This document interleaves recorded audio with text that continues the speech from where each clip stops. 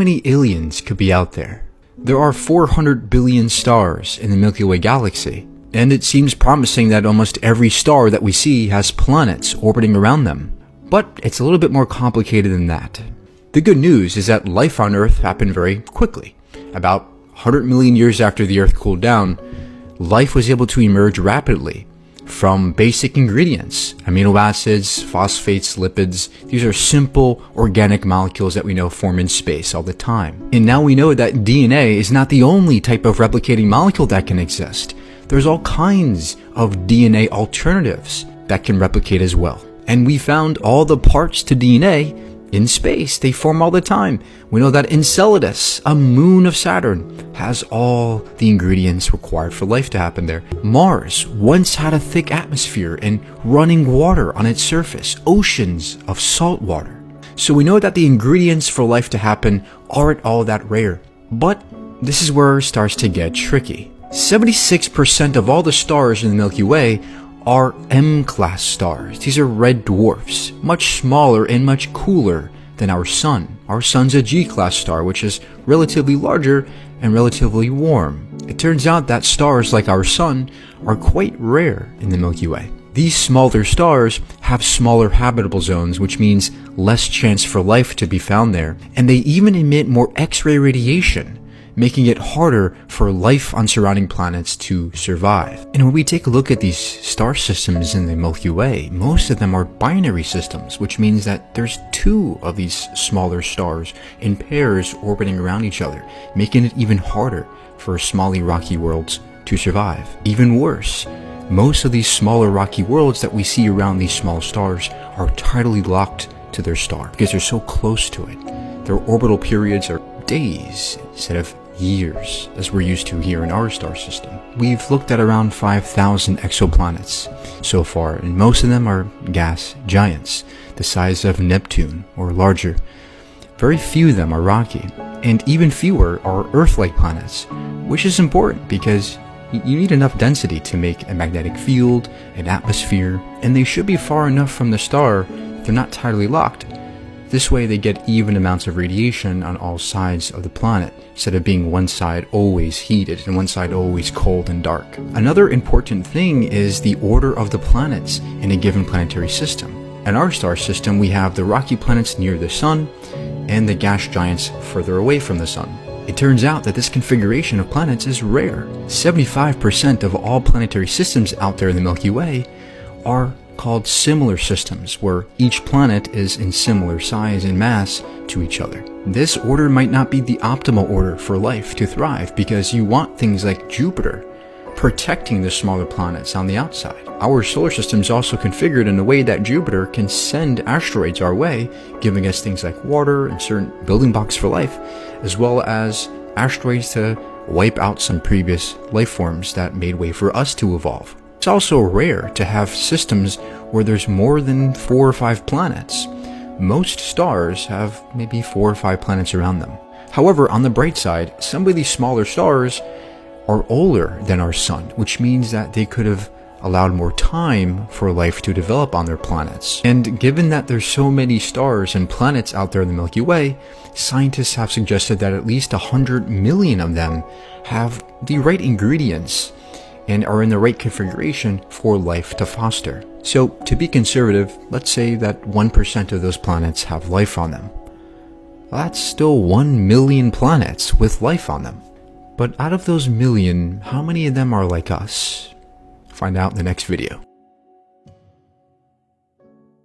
How many aliens out there are as intelligent as humans? Over the previous 4 billion years of evolution, only one species was able to develop a technological civilization. There have been billions of species before us, all of which have disappeared. This is not only an indication that higher intelligence is hard to come by, but the survival of life itself is hard to come by.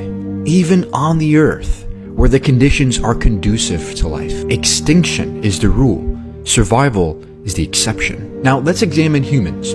Our pathway to intelligence was not easy. It had its share of many obstacles. If we weren't forced to leave the trees of Africa, we wouldn't be human. If we didn't discover fire, we wouldn't be human. These simple things that we discovered enabled us to be the way we are today. Evolution did not care if we were intelligent or discovered fire. There was no motive for us to become as capable as we are today, and it was definitely not rushed.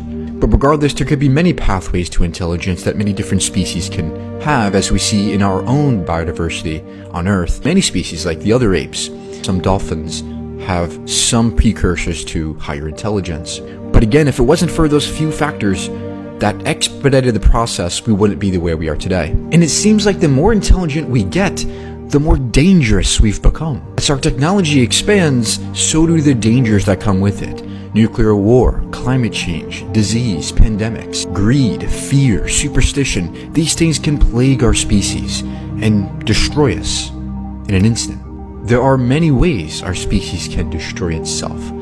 And we've been in the past on the brink of total annihilation many times. Perhaps the same applies to other intelligent beings out there, where they have a survival of the wisest, where the wisest ones survive, and the ones that destroy themselves are gone. Now let's take a look at the Milky Way galaxy. It's 13.6 billion years old, which means that we are newcomers to the party. We've only been here for a couple million years, and civilization for only 10,000 at most. Think of all that time, 10 billion years between the Milky Way's arrival to our arrival, that other intelligent species could have survived in. Perhaps there was a golden age for intelligence in the early Milky Way, about 10 billion years ago, where there was lots of stars that were larger and more suitable for life, and more energy there, more material for them to use. Perhaps that's when those intelligent species fostered, and perhaps they still exist. Maybe there's a bottleneck for intelligence. Maybe many of them get to a certain technological point and destroy themselves. Maybe one day we'll soar across the Milky Way and find the graveyards of old technological civilizations that have destroyed themselves. Recent estimates show there's likely around 36 intelligent civilizations in the Milky Way galaxy. Perhaps this is why the SETI program has been unlucky in finding any radio signals. But on the other side of that, of the very few that have survived, their continued survival is guaranteed. Once you get past a certain point of intelligence, there is very few things that could damage or harm your civilization, which means that it's virtually promising that there are going to be a certain number of highly intelligent species in our galaxy, perhaps ones that are billions of years ahead of us. The chances are, if we ever encounter an alien species, they will likely be way more intelligent than we can even fathom. Stay tuned for part 3. What would super intelligent aliens be like? We humans are in our adolescence, at the lowest end of capability and intelligence. But what makes us intelligent, and where is it going to lead us? The human brain is the most complex object we know of in the entire universe. We can use our brains to observe and predict things, and solve problems, and deeply understand each other and cooperate with each other. But there is a biological limit to brain power. Today, much of our civilization is run not by people, but by silicon chips, digital computers. And the trend seems to be that we are acknowledging that there are limits to our brain power, hence we are looking towards artificial intelligence. But there's also a digital limit to computational power, in that our transistors are becoming a few silicon atoms across.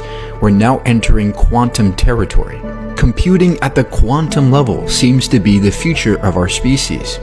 And the same with biotechnology. The trend seems to be that we are leaving our biological bodies behind and merging with robotics and other technology to enhance our features. If we ever met an alien species, they would likely not be a biological life. They would be machine life. This is the type of life that is better suited to interstellar travel and building wormholes and time travel, teleportation. This is the type of alien species that would likely discover the hidden laws of physics, the most deepest understanding of the cosmos, things that our brains just can't do. They would likely be able to manipulate space and time itself, leeching energy from black holes and even entire galaxies, perhaps the entire universe. If that type of intelligence continues to evolve, perhaps they'll be able to make new universes, create and produce Big Bangs themselves. These are typically known as Type 5 civilizations on the Kardashev scale. These are the type of aliens that would exist that are millions, even billions of years ahead of us. We couldn't even fathom their technology. So the notion that we're going to be able to communicate with them, or they're going to come to us and give us their technology, that is a laughable notion. In fact, we likely wouldn't be able to even know if they were right in front of us, because we'd be too ignorant to understand who they are. Much like an ant in an ant farm. If these potential aliens exist, and this is highly speculative, but if they do, they already know we're here. In fact, we might be living in an alien environment right now. This could be a simulation produced by these super advanced aliens. Much like the ant in the ant farm has no idea that it's just a simulated environment. The ant thinks it's part of their natural world, but it's not. Maybe we are like the ants to the aliens. So asking whether or not there are aliens out there is a highly speculative matter. We don't have enough data to assess the probability of finding aliens. The universe could be full of alien life forms, ranging in different complexities. Or maybe we are alone, as a cosmic rarity. If we're not alone, that would be amazing to understand all the different types of life forms, all their perspectives and their different values and the way they evolved. And if we are really alone, that would make us all that more fragile and rare. It would place more importance on taking care of each other and ourselves and our planet as one lone species with much unknown, untapped potential. Perhaps we could become masters of the universe.